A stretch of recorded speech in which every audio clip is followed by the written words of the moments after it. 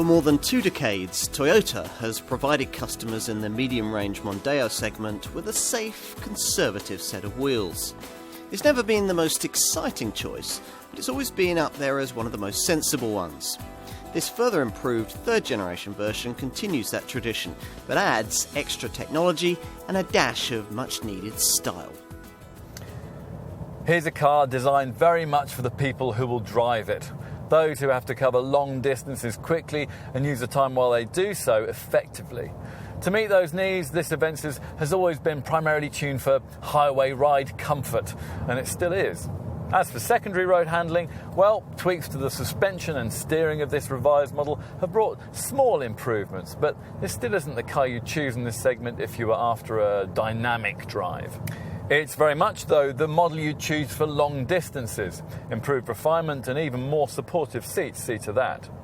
As for engines, well, Toyota still doesn't want to offer its hybrid technology in this car, but it does now provide buyers with a downsized diesel, 110 brake horsepower, 1.6-litre D4D unit, co-developed with BMW.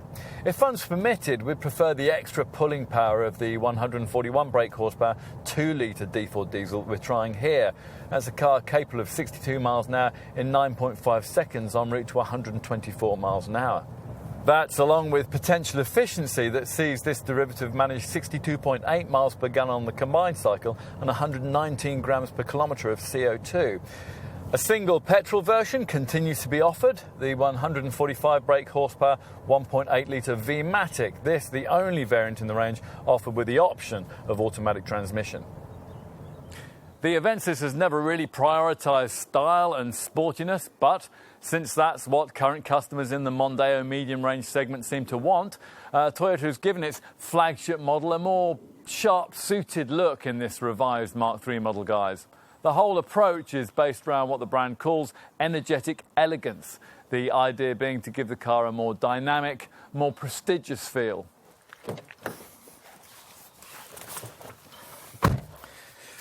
And at the wheel, well, it's much nicer than before. In the previous version, you felt like you were in an Auris family hatch that had been supersized to sit in the class above. This car, in contrast, feels like a properly plush medium-range model, particularly in this upper spec, guys, with its part Alcantara upholstery. As usual with a car of this kind, the centre of the fascia is dominated by a colour multimedia display. Anything this setup can't tell you will probably be covered by the smart 4.2-inch TFT screen that's now built into the centre of the instrument binnacle and placed between 2 deeply recessed gauges. Move to the rear seat and you'll find that accommodation is respectable by the standards of the Mondeo class. Well, yes, there are wider cabins in this sector, but one of the advantages of this one is that accommodating a third adult here is easier because the centre part of the floor is pretty flat, so legroom isn't restricted. Out back, the boot remains the same size as before, despite this revised model's increase in overall length. This means you get 509 litres of capacity in this saloon variant. I'll cut straight to the chase here. The Avensis is well worth a fresh look. Toyota has spent £26 million, commissioned 368,000 man-hours and changed more than 1,000 parts in its efforts to force this Mark III model back into class contention. Could it be more exciting, both to look at and to drive?